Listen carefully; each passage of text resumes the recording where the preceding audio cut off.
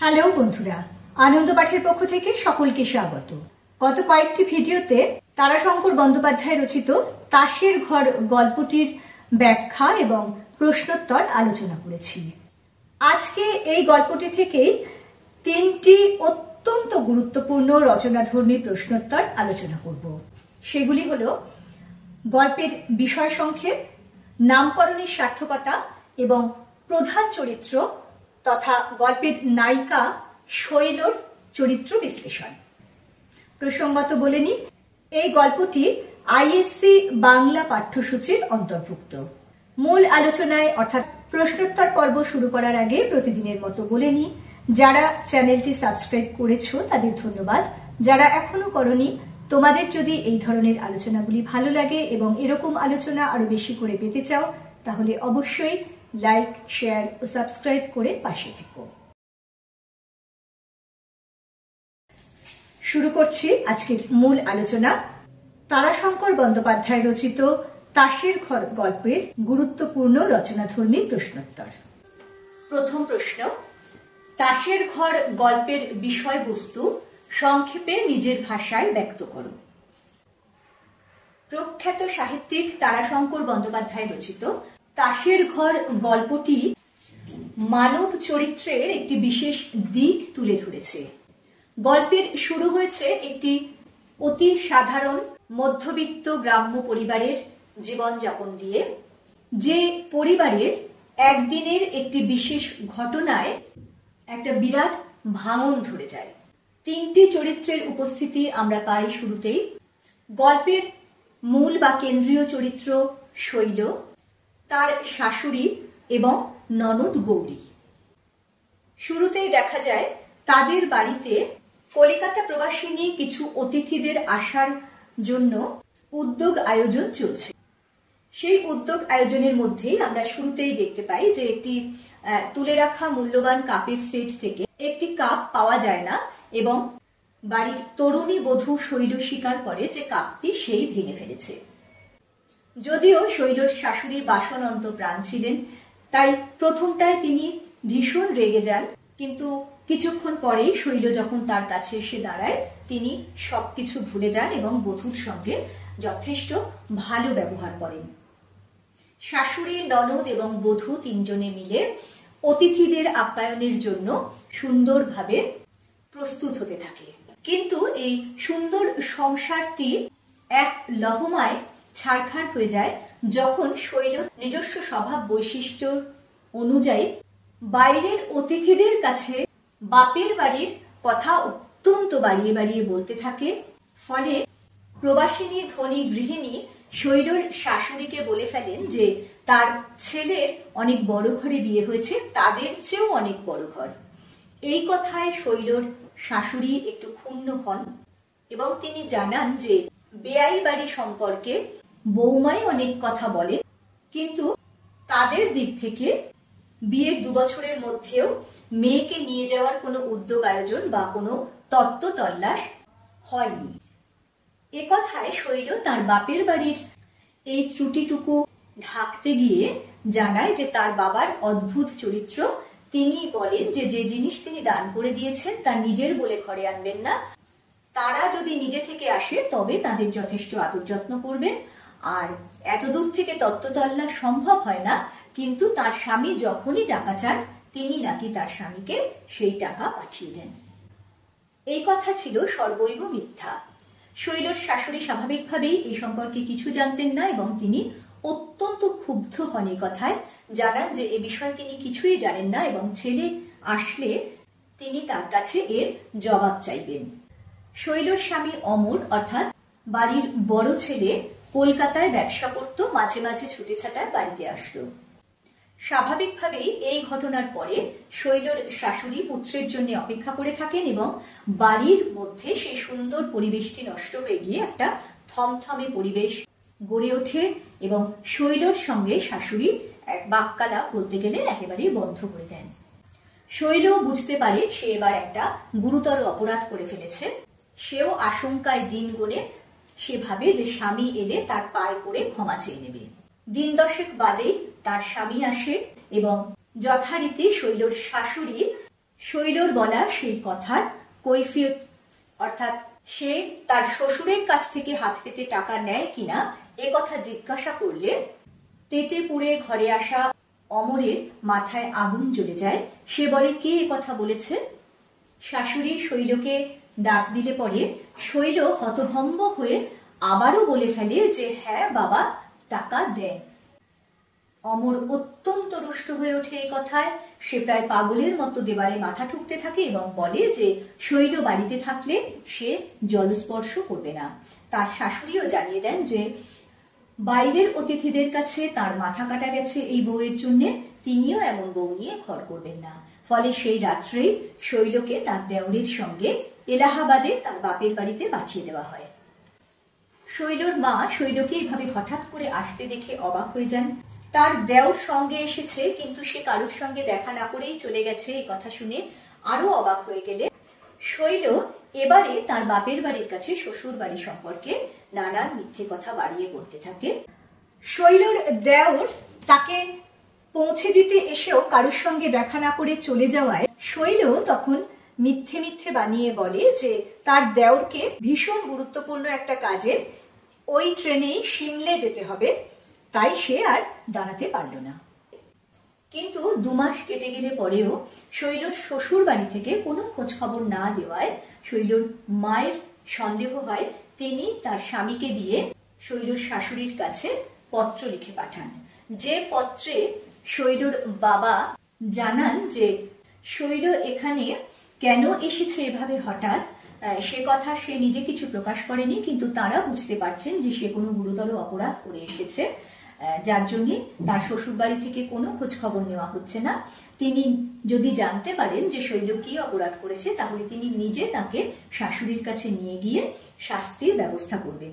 সেই সঙ্গে আরো জানান যে তার জামাই এবং শ্বশুর বাড়ির অন্যান্যদের উন্নতির খবর পেয়ে তারা অত্যন্ত আনন্দিত হয়েছে।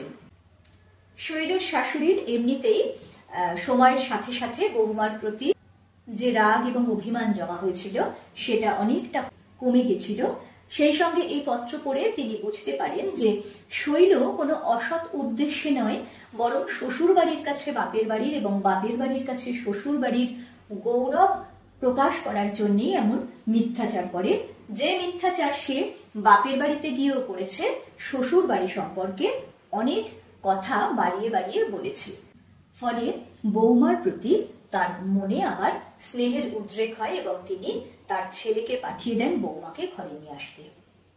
শৈলর স্বামী অমর তাকে নিতে আসার সময় একটি 12 সেরের মাছ নিয়ে আসে এবং রাত্রে একটি পত্র দেখিয়ে শৈলকে বলে যে সে এরকম পত্র কেন লিখেছে, কারণ সেই পত্রে শৈল তার স্বামীকে লিখেছিল যে সে বলেছে তাদের পুকুরে অনেক বড় বড় মাছ আছে, তাই সে যেন যেমন ভাবে হোক একটা বড় মাছ নিয়ে আসে, আর তার জন্য একটা ঝুটা মুক্তোর মালা, অর্থাৎ মুক্তোর এখানে খুব প্রচলন হয়েছে, সেই ঝুটা মুক্তোর মালা সে দেখিয়ে তার স্বামী এবং শ্বশুর বাড়ির সমৃদ্ধ আর্থিক অবস্থার প্রচার করবে। যদিও এমন কথা সে কেন লিখেছে স্বামীর কাছে মুখ ফুটে বলতে পারে না, সে বালিশে মুখ গুঁজে অঝরে কান্নায় ভেঙে পড়ে। এখানেই গল্পের সমাপ্তি। আজকের দ্বিতীয় প্রশ্ন, তাসের ঘর গল্পের নামকরণের সার্থকতা বিচার করো। যে কোনো গল্পের নামকরণ তার অন্তর্নিহিত ভাববস্তু বা বিষয়বস্তুর একটা আভাস পাঠকের কাছে তুলে ধরে। নামকরণ নানান ধরনের হতে পারে, বিষয় কেন্দ্রিক, ভাব কেন্দ্রিক, চরিত্র কেন্দ্রিক বা অন্তর্নিহিত ব্যঞ্জনাবাহী ইত্যাদি। এই তাসের ঘর গল্পের নামকরণের মধ্যে দিয়ে আমরা গল্পের অন্তর্নিহিত ব্যঞ্জনাকে ফুটে উঠতে দেখি। তাসের ঘর হলো একটি বাংলা বাগধারা যার অর্থ ক্ষণস্থায়ী বা ভঙ্গুর। তাস দিয়ে নির্মিত ঘর যেমন সামান্য আঘাতে ভেঙে যায়, তেমনি গল্পে দেখানো হয়েছে বাস্তবকে অস্বীকার করা গল্পের মূল চরিত্র শৈলর মিথ্যাচার তার সংসারকে তাসের ঘরের মতোই ভঙ্গুর করে তুলেছে। গল্পের মধ্যে আমরা দেখি যে ধনী অতিথিদের সামনে শৈল তার বাপের বাড়ির গৌরব প্রচার করতে গিয়ে একসময় চরম মিথ্যাচার করে বলে ফেলে যে তার বাবা এত দূর থেকে তত্ত্ব তল্লাশ করতে না পারলেও তার স্বামী যখনই প্রয়োজনে টাকা চান সেই টাকা দিয়ে তিনি সাহায্য করেন। স্বাভাবিকভাবেই শ্বশুরবাড়ি ও স্বামীকে এমনভাবে বাইরের অতিথিদের কাছে অসম্মান করায় তার শাশুড়ি ও স্বামী অত্যন্ত আঘাত পান। তারা শৈলর উপরে সাংঘাতিক বিরক্ত হন, রেগে যান এবং শৈলকে চরম শাস্তি প্রদান করে তাকে বাড়ি থেকে সেই রাত্রেই নির্বাসনে পাঠিয়ে দেন বাপের বাড়ি এলাহাবাদে। দেখা যায় সেখানে গিয়েও শৈল তার শ্বশুর বাড়ি সম্পর্কে তেমনই অতিরঞ্জন করে সময় বিশেষে মিথ্যের আশ্রয় নিয়ে অনেক কথা বলতে থাকে। শেষ পর্যন্ত শৈলর বাবা তার শাশুড়িকে অতি বিনীতভাবে একটি পত্র লেখেন, যাতে তিনি বলেন যে তারা 2 মাস ধরে কোনো খোঁজ খবর না নেওয়ায় তিনি বুঝতে পারছেন যে শৈল কোনো গুরুতর অপরাধ করেছে। শৈল সে ব্যাপারে কিছুই জানায়নি। তার শাশুড়ি যদি তাকে জানান যে সে কি অপরাধ করেছে, তাহলে তিনি নিজে শৈলকে তার চরণে উপস্থিত করে শাস্তির ব্যবস্থা করবেন। সেই সঙ্গে শৈল তার শ্বশুর বাড়ি সম্পর্কে বাড়িয়ে বাড়িয়ে যা যা বলেছে সেগুলিও তিনি পত্রের শেষে জানান এবং এই সংবাদে তারা যে খুব আনন্দিত সেই কথা প্রকাশ করেন। সময় প্রলেপে এমনিতেই শৈলর শাশুড়ির মনে তার বৌমার প্রতি যে রাগ, ক্ষোভ, অভিমান জমা হয়েছিল তা ধীরে ধীরে কমে আসে। সেই সঙ্গে এই পত্র পড়ে তার বৌমার প্রতি সেই পূর্বের স্নেহ জেগে ওঠে। তিনি তার বৌমাকে আনতে ছেলেকে এলাহাবাদে পাঠিয়ে দেন। অর্থাৎ গল্পের শেষে যদিও আমরা দেখি যে মধুর সমাপ্তি ঘটেছে, শৈলকে তার শ্বশুর বাড়ি থেকে আবার সাদরে গ্রহণ করা হয়েছে, কিন্তু একটা সুন্দর সম্পর্ক, সুন্দর সংসার তার এই একটিমাত্র চারিত্রিক দোষের কারণে তাসের ঘরের মতো ভেঙে যেতে বসেছিল। আমরা তার শাশুড়ির কথায় জানতে পারি যে 2 বছর শৈলর বিয়ে হয়েছে। সেই 2 বছর ধরে শৈল যে একটা সুখের সংসার গড়ে তুলেছিল, তাকে যেমন তার শ্বশুর বাড়ির লোকজন আনন্দের সঙ্গে গ্রহণ করেছিল, পরিবারের একজন করে নিয়েছিল, তেমনি শৈলও সেই পরিবারটিকে অত্যন্ত ভালোবেসে একটা সুখী সংসার গড়ে তুলেছিল। কিন্তু লেখক দেখিয়েছেন যে শৈল এবং তার পরিবারের এই সুখের জীবন কেমন তাসের ঘরের মতোই একটি মাত্র ঘটনায় ভেঙে পড়েছে। অর্থাৎ বাইরে থেকে অনেক কিছুই যা অতি সুন্দর, মজবুত, সুগঠিত মনে হয়, তা যে আসলে তাসের ঘরের মতোই ঠুনকো এবং ভঙ্গুর, সেটাই আমরা এই গল্পের মধ্যে দেখতে পাই। সেই জন্যই নির্দ্বিধায় বলা যায় যে তাসের ঘর নামকরণটি এই গল্পের ক্ষেত্রে অত্যন্ত সুপ্রযুক্ত এবং সার্থক একটি নামকরণ। তৃতীয় এবং আজকের মতন শেষ প্রশ্নোত্তর, শৈলর চরিত্র বিশ্লেষণ করো। অমর কথা শিল্পী তারাশঙ্কর বন্দ্যোপাধ্যায়ের ছোট গল্প তাসের ঘরের প্রধান চরিত্র শৈল। সম্পূর্ণ গল্পটি শৈলর এক জটিল মনস্তাত্ত্বিক আচরণকে কেন্দ্র করে আবর্তিত হয়েছে। সাধারণ মধ্যবিত্ত ঘরের মেয়ে ও বধূ শৈল অকারণে তার শ্বশুর বাড়ির কাছে বাপের বাড়ি সম্পর্কে এবং বাপের বাড়ির কাছে শ্বশুর বাড়ি সম্পর্কে অজস্র মিথ্যে প্রশংসা করে যায়। এর পেছনে তার একটাই উদ্দেশ্য, 2 বাড়ির প্রকৃত অবস্থা গোপন করে অপরের চোখে তাদের মান বাড়ানো। প্রতিবেশী ধনী পরিবার থেকে নববধূ শৈলকে দেখতে এসে তার বাপের বাড়ি সম্পর্কে প্রশ্ন করলে শৈল এতটাই বাড়িয়ে বলে যে অতিথিরা শৈলর শাশুড়িকে খোঁচা দিয়ে বলেন তাদের তুলনায় অনেক বড় ঘরে তার ছেলের বিয়ে হয়েছে।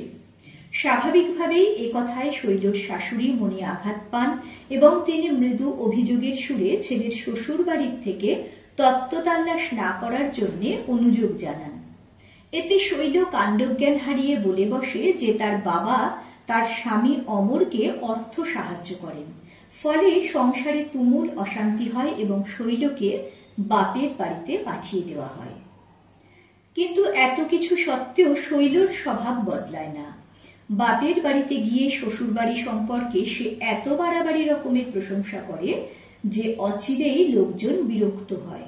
কিন্তু মনে রাখতে হবে যে শৈল কখনো ভয় পেয়ে বা নিজের স্বার্থসিদ্ধির জন্য মিথ্যে কথা বলতো না, বরং চাপের মুখে তার সত্যি কথা বলার সৎসাহসের প্রমাণ আমরা এই গল্পে পাই। যখন শাশুড়ির সাধের কাপ প্লেট সেটের একটি পাওয়া যাচ্ছিল না, তখন শৈল স্বীকার করে নেয় যে সেই কাপটি ভেঙে ফেলেছে। তার এই নির্ভীক স্বীকারোক্তিতে শাশুড়ি মাও তাকে মার্জনা করে দেন। আসলে রূপসী শৈল তার নম্র ভদ্র আচরণে ও মিষ্টভাষিতার কারণে শ্বশুর বাড়িতে সকলের ভালোবাসা আদায় করে নিয়েছিল। অযথা নিজের পারিবারিক অবস্থাকে অতিরিক্ত বড় করে দেখানোর বদভ্যাসের কারণে সে নিজের জীবনে বিপর্যয় ডেকে আনে। তবে শেষ পর্যন্ত বহুদিন ধরে জামাই এবং শাশুড়ি মেয়ের খোঁজ না নেওয়ায় শৈলর বাবা তার শ্বশুর বাড়িতে পত্র দেন এবং সেই চিঠিতে শৈলর স্বামী ও অন্যান্যদের অসম্ভব উন্নতির কথা উল্লেখ করায় শৈলর স্বামী ও শাশুড়ি বুঝতে পারেন যে তাদের সম্পর্কেও বৌমা তার বাপের বাড়িতে বানিয়ে বানিয়ে বড় বড় কথা বলেছে। সময়ের প্রলেপে এবং এই চিঠির মাধ্যমে তাদের মন থেকে শৈলর প্রতি রাগ ক্ষোভ দূর হয়ে যায়। তারা শৈলকে ফিরিয়ে নেওয়ার ব্যবস্থা করেন। গভীরভাবে বিচার করলে দেখা যাবে যে শৈল কিন্তু স্বভাবতই ঠক মিথ্যেবাদী চরিত্রের মেয়ে নয়। তার এই বানিয়ে বলার মধ্যে কোনো খারাপ উদ্দেশ্য নেই, আছে শুধু আপন জনেদের অন্যের চোখে বড় করে তুলে ধরার আকাঙ্ক্ষা। হয়তো তার মনের কোণে লুকিয়ে থাকা সুপ্ত বাসনাগুলিকে সে এইভাবে তৃপ্ত করত। যা নেই, যা হবার নয়, তাকে যেন এমন অলীক কল্পনা দিয়ে সে পেতে চাইত। তার এই অদ্ভুত আচরণ অপরকে বিরক্ত করত, কখনো বা আঘাতও দিয়ে ফেলত। কিন্তু তবুও মনে রাখতে হবে শৈল কিন্তু উদ্দেশ্য প্রণোদিতভাবে কাউকে ছোট করতে বা আঘাত করতে চায়নি। তাই শেষ বিচারে শৈলর স্বামী ও শাশুড়ি মায়ের মতোই পাঠকও তাকে মার্জনা করে দেয় এবং সুন্দরী তরুণী বধূটির স্বভাবের অন্যান্য সৌন্দর্যের কথা মনে করে তারাও তাকে ভালো না বেশে পারে না। বন্ধুরা, কয়েকটি ভিডিওর মধ্যে দিয়ে তাসের ঘর গল্পটির সম্পূর্ণ ও বিস্তারিত আলোচনা এবং অত্যন্ত গুরুত্বপূর্ণ বেশ কিছু বড় প্রশ্নোত্তর আলোচনা করে দিলাম। পরবর্তীকালে এই গল্পটি থেকে এমসিকিউ বা এক কথায় ও সংক্ষিপ্ত প্রশ্নোত্তরও আলোচনা করব। খুব তাড়াতাড়ি পরের ভিডিও নিয়ে ফিরে আসছি। সঙ্গে সঙ্গে নোটিফিকেশন পেতে চাইলে সাবস্ক্রাইব করে বেল বাটনটি অন করতে ভুলো না। আজকের মতো টাটা।